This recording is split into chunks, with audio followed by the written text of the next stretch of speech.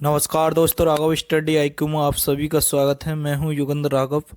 जैसे कि आप सभी को पता है, हमारी जीके जीएस की वीडियो डेली अपलोड होती हैं।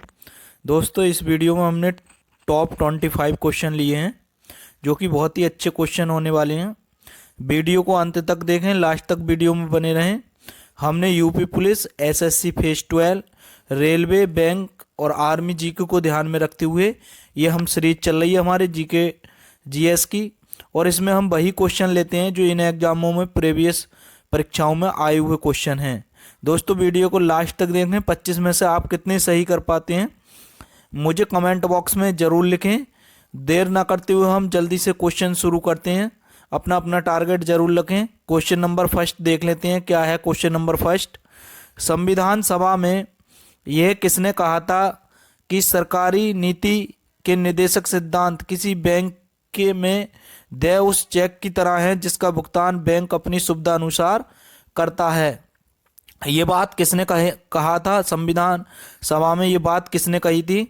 तो संविधान सभा में ये बात कही थी, आपको ध्यान रखनी है, केटी शाह ने। ऑप्शन नंबर आपका ए सही है। बहुत अच्छा क्वेश्चन है, काफ़ी बार क्वेश्चन आया हुआ है। ये यूपी पीसीएस में भी पूछा गया है और रेलवे में भी क्वेश्चन ये पूछा गया है। काफ़ी परीक्षाओं में रिपीट किया हुआ क्वेश्चन है। भारत के संविधान में संघीय शब्द का प्रयोग कहाँ पर हुआ है? प्रस्तावना में। ये भी गलत है, इसमें भी नहीं हुआ है। भाग 3 में ये भी गलत है। अनुच्छेद 368 ये भी गलत है। इन संविधान में कहीं पर भी नहीं। तो ऑप्शन नंबर आपका डी सही है। संविधान में संघीय शब्द की व्यवस्था कहीं पर नहीं उल्लेख किया गया है। तो ऑप्शन नंबर आपका डी सही है। अगला क्वेश्चन देख लेते हैं। क्या है अगला क्वेश्चन? निम्न में से कौन पंचायती राज से संबंधित है? यानी कि कौन सा आयोग पंचायती राज से संबंधित है, जिसमें पंचायती राज के बारे में उल्लेख या नीति बनाई थी? तो वो है बलवंत राय मेहता समिति। आपको ध्यान रखनी है, पंचायती राज से संबंधित कौन सी समिति है? तो वो है बलवंत राय मेहता समिति। आपका ऑप्शन नंबर सी सही है। अगला क्वेश्चन देख लेते हैं। क्या है अगला क्वेश्चन?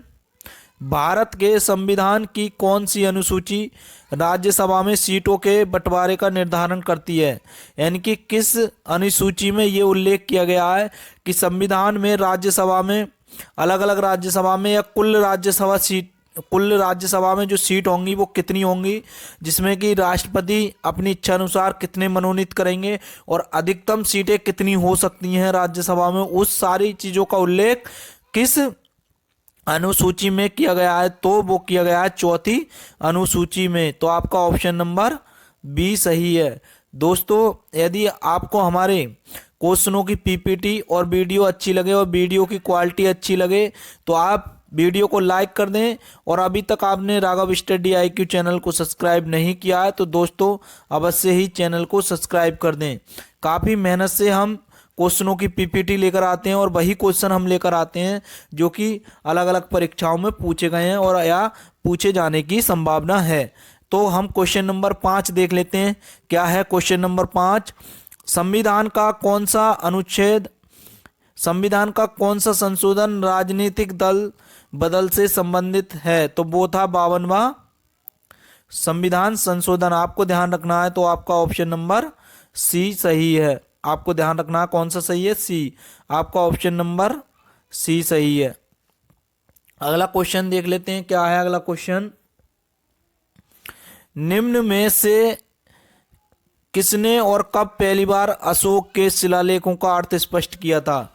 जो अशोक ने अपने शिलालेख लिखे थे उनका अर्थ स्पष्ट या उन शिलालेखों को पहली बार पढ़ने में किसने सफलता हासिल की थी? तो वो की थी 1837 में। 1837 में जॉन प्रिंसिप ने अशोक के शिलालेखों को पढ़ा था। तो आपका ऑप्शन नंबर डी सही है। अगला क्वेश्चन देख लेते हैं। क्या है? मनसबदारी प्रणाली किसने आरंभ की थी? जो मनसबदारी प्रणाली थी वो किसने शुरू की थी? शाहजहां ने, जहांगीर ने, बाबर ने, अकबर ने। तो मनसबदारी प्रणाली जो शुरू की थी वो अकबर के शासनकाल में शुरू हुई थी और अकबर ने उसका चलन किया था। अगला क्वेश्चन देख लेते हैं। पिट्स इंडिया एक्ट के अंतर्गत निम्न में से किसे स्थापित किया गया था? यानी कि पिट्स इंडिया एक्ट जो लाया गया तो वो पिट्स इंडिया एक्ट किसके नियंत्रण में लाया गया था? तो वो लाया गया नियंत्रण बोर्ड के लिए।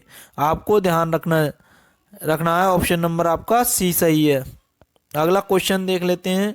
निम्न में से विषम इकाई को पहचानिए, यानी कि तीन जो है एक समान कैटेगरी रखते हैं लेकिन एक अलग है। लाल सागर, ये भी काला सागर, ये भी, लेकिन कैप्सियन सागर ये अलग है। आपको ध्यान रखना है, तो आपका ऑप्शन नंबर ए सही है। अगला क्वेश्चन देख लेते हैं क्या है।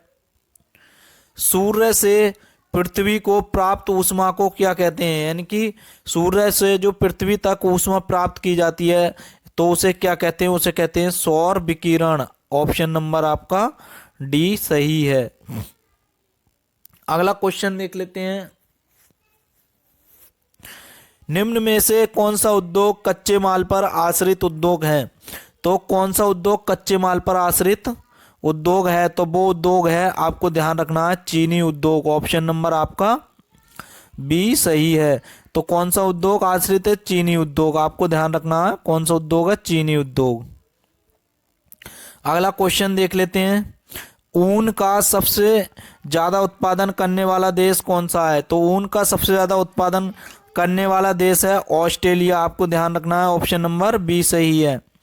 अगला क्वेश्चन देख लेते हैं क्या है। अगला क्वेश्चन, लाल चने से कौन सा एंजाइम मिलता है? यानी कि लाल चने से कौन सा एंजाइम प्राप्त होता है? तो वो होता है डाइस्टेज। ऑप्शन नंबर आपका डी सही है। अगला क्वेश्चन देख लेते हैं। क्वेश्चन नंबर 14 क्या है? क्वेश्चन नंबर 14, मानव शरीर में सबसे लंबी कोशिका कौन सी है? तो मानव शरीर की सबसे लंबी कोशिका कौन सी है? पेशी कोशिका, रक्त कोशिका, अस्थि कोशिका, तंत्रिका कोशिका। तो आपका ऑप्शन नंबर डी सही है, तंत्रिका कोशिका। अगला क्वेश्चन देख लेते हैं। क्वेश्चन नंबर 15, पौधे के किस भाग को केसर के रूप में प्रयोग किया जाता है? तो बस्तिका तथा वर्तिका को केसर के रूप में प्रयोग किया जाता है। ऑप्शन नंबर आपका डी सही है। दोस्तों ये 15 क्वेश्चन हो चुके हैं आपके। 15 में से आप कितने सही कर पाए हैं कमेंट बॉक्स में जरूर लिखें। टोटल 25 क्वेश्चन होने वाले हैं। 25 में से आप कितने सही कर पाते हैं मुझे कमेंट बॉक्स में जरूर लिखें। अगला क्वेश्चन देख लेते हैं क्या है। ग्रेप का रोग किस कारण से होता है? तो वो ग्रेप का रोग होता है थायराइड की अति सक्रियता के कारण। ऑप्शन नंबर आपका बी सही है। अगला क्वेश्चन देख लेते हैं क्या है। अगला क्वेश्चन, यातायात को रोकने के लिए यातायात संकट के रूप में लाल रोशनी का प्रयोग क्यों किया जाता है? तो लाल रोशनी का प्रयोग इसलिए किया जाता है, लाल रोशनी के प्रति आंख ज्यादा संवेदनशील होती हैं। तो आपका ऑप्शन नंबर बी सही है। अगला क्वेश्चन देख लेते हैं क्या है। अगला क्वेश्चन, वह गुण कौन सा है जो प्रकाश तरंग में दिखता है पर ध्वनि तरंग में नहीं दिखता है? तो वो गुण कौन सा है जो प्रकाश तरंग में दिखता है लेकिन ध्वनि तरंग में नहीं दिखता? वो है प्रकाश का ध्रुवण। आपको ध्यान रखना है, तो आपका ऑप्शन नंबर डी सही है। अगला क्वेश्चन देख लेते हैं क्या है। अगला क्वेश्चन, अम्लीय वर्षा में क्या होता है जिससे वनस्पतियां नष्ट हो जाती हैं? तो अम्लीय वर्षा में सल्फ्यूरिक अम्ल होता है जिससे वनस्पतियां नष्ट हो जाती हैं। ऑप्शन नंबर आपका सी सही है। आपको ध्यान रखना कौन सा सही है? सी सही है। अगला क्वेश्चन देख लेते हैं। पानी से लोहा तथा मैग्नीज किस प्रक्रिया से हटाए जाते हैं? तो पानी से लोहा तथा मैग्नीज जो हटाए जाते हैं वो क्लोरीकरण के द्वारा हटाए जाते हैं। ऑप्शन नंबर आपका बी सही है। अगला क्वेश्चन देख लेते हैं क्या है। अगला क्वेश्चन, किस दिन को अंतर्राष्ट्रीय अहिंसा दिवस के रूप में मनाया जाता है? तो कौन सा दिन होगा जिसका अंतर्राष्ट्रीय अहिंसा दिवस के रूप में मनाया जाता है? वो है 2 अक्टूबर। आपको ध्यान रखना है कौन सा है? तो 2 अक्टूबर। आपको ध्यान रखना है, ऑप्शन नंबर आपका सी सही है। अगला क्वेश्चन देख लेते हैं क्या है। लक्ष्मीबाई राष्ट्रीय शारीरिक शिक्षा संस्थान कहाँ स्थित है? तो लक्ष्मीबाई राष्ट्रीय शारीरिक शिक्षा संस्थान ग्वालियर में है। ऑप्शन नंबर आपका सी सही है। अगला क्वेश्चन देख लेते हैं क्या है। अगला क्वेश्चन, कार्बन क्रेडिट की परिकल्पना कहाँ उद्भूत हुई थी? तो कार्बन क्रेडिट की जो परिकल्पना उद्भूत हुई थी तो वो क्योटो प्रोटोकॉल में उद्गत हुई थी। ऑप्शन नंबर आपका बी सही है। अगला क्वेश्चन देख लेते हैं क्या है। अगला क्वेश्चन, मनुष्य एक सामाजिक प्राणी है, ये कथन किसका है? मनुष्य एक सामाजिक प्राणी है, ये कथन है अरस्तु का। ऑप्शन नंबर आपका सी सही है। अगला क्वेश्चन देख लेते हैं। सत्याग्रह के 3 प्रमुख स्वरूप कौन से थे? असहयोग, क्रांति तथा अस्वीकार, क्रांति, जनमत तथा बहिष्कार, असहयोग, सविनय, अवज्ञा तथा बहिष्कार। तो ऑप्शन नंबर आपका सी सही है, असहयोग, सविनय, अवज्ञा तथा बहिष्कार। ऑप्शन नंबर आपका सी सही है। तो ऑप्शन नंबर 25 का कौन सा सही है? सी सही है। दोस्तों ये थे 25 क्वेश्चन, 25 क्वेश्चन थे ये। 25 में से आपने कितने सही किए हैं 25 में से? मुझे कमेंट बॉक्स में जरूर बताएं कि 25 में से आपने कितने सही किए हैं।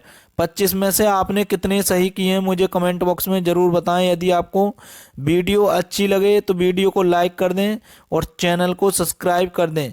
दोस्तों के साथ में शेयर करना ना भूलें। दोस्तों 25 में से आपने कितने सही किए हैं कमेंट बॉक्स में ज़रूर लिखें। दोस्तों नमस्कार, मिलते हैं जल्दी अगली वीडियो में।